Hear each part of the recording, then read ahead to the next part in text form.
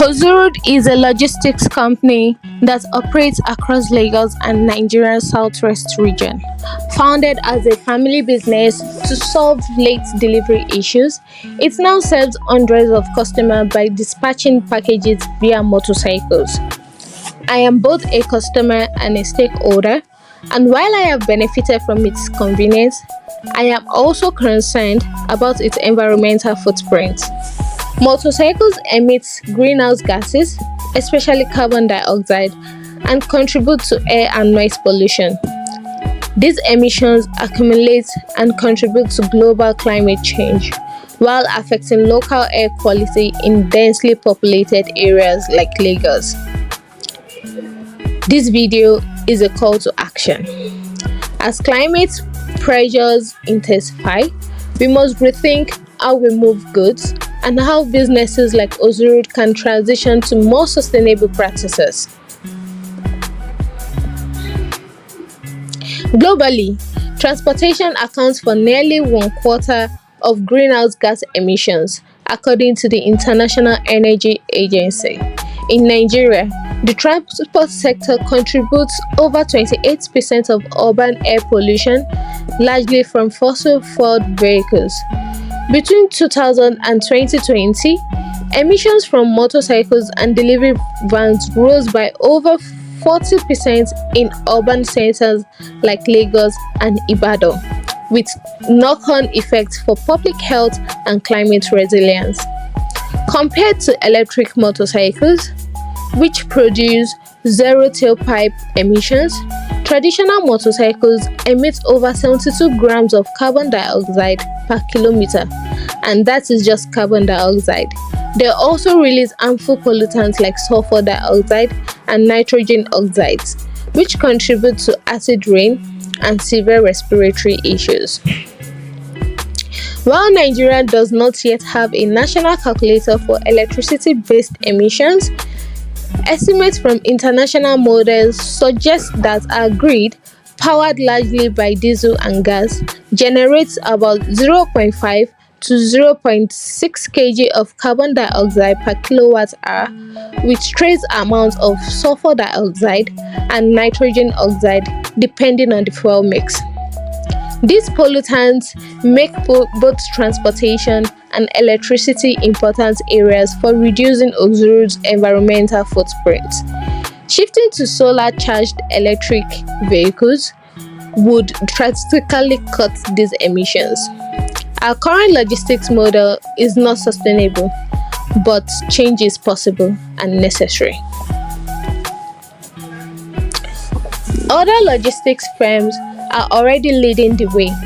In India, Zypp Electric has deployed more than 10,000 electric scooters for deliveries. In Kenya, Sendy is piloting solar-charged electric motorcycles. These companies show that sustainability and logistics can go hand in hand. Ozuru'ud can start small. A pilot program of 10 to 20 electric bikes in high-traffic zones like Lagos Island, Lagos Mainland, Ikeja, Lekki, Victoria Island, and Surulere could cut emissions by up to 90% on those routes. Over time, this would reduce fuel costs, improve air quality, and enhance the company's brand image.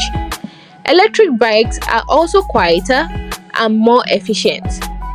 Maintenance costs are lower, and with partnerships or leasing, the upfront investment becomes manageable. Collaboration with clean energy startups and sustainable finance programs can provide the necessary support. Transitioning to electric logistics is not without risks. High initial costs, limited charging infrastructure, and technical know-how are all barriers. However, these risks can be managed. For instance, battery swapping models reduce downtime. Solar-powered charging stations, like those used by e-mobility companies in Kenya, can bypass Nigeria's unstable grid. Employee resistance is another risk, but this can be overcome through rider education, incentive programs, and maintenance training.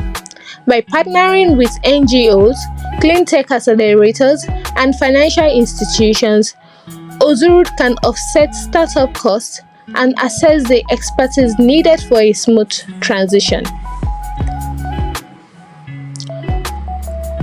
Going green offers both ecological and business benefits. Ozuru'ud would align with the United Nations Sustainable Development Goals, particularly Goals 11, 12, and 13. Emissions reduction improves health outcomes for drivers and urban communities. Green practices also attract conscious consumers and investors. Financially, lower maintenance and fuel costs increase long-term profitability. Being a sustainability leader in Nigeria's logistics industry also opens the door to media visibility and partnership and grants from environmental organizations. This is more than a business decision, it is a step towards responsible global citizenship. The key question for Ozuru'ud is this: how can we reduce our emissions footprint across both transportation and electricity use? By targeting both sources, motorcycle emissions and grid-based charging, we can multiply our sustainability impact and become a catalyst for cleaner logistics in Nigeria. Ozuru'ud has an opportunity to lead, not just in speed and service, but in sustainability. My recommendations are clear.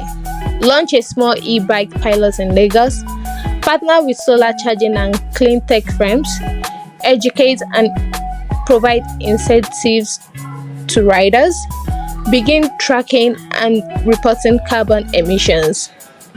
These steps will build resilience, protect the planet, and position Ozuru'ud as a responsible logistics leader in Africa. The time for transformation is now. Let us deliver sustainability.